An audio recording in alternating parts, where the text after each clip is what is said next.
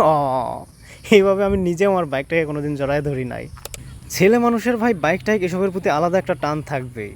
কারো 2 চাকার শখ, কারো বা 4 চাকার শখ, কিন্তু চাকার প্রতি আলাদা একটা টান থাকবেই।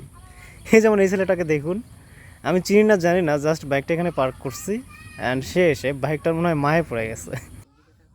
তো আমি একটু লুকিয়ে লুকিয়ে ক্যামেরাটা ধরছিলাম যেন সে বুঝতে না পারে, বাট তবুও মনে হয় সে দেখতে পাইছিল, সেজন্য একটু একটু লজ্জাবোধ করতেছে।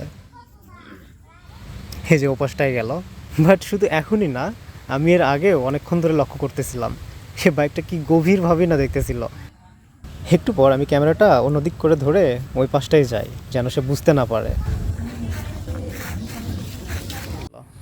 ও, এইভাবে আমি নিজে আমার বাইকটাকে কোনোদিন জড়ায় ধরি নাই। How cute!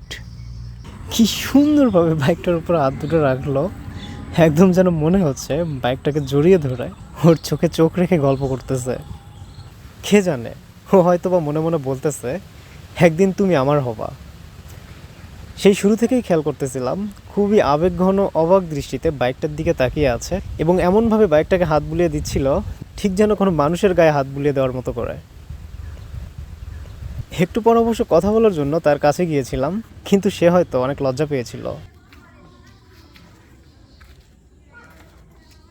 এই শোনো শোনো শোনো, লজ্জা পাইছে আর অপরিচিত তো, এই জন্য ভয়ে দৌড় দিছে।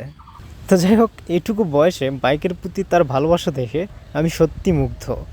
আসলে ছেলে মানুষের বাইকের প্রতি ভালোবাসা যে কতটা, তা এইটা দেখলেই বোঝা যায়।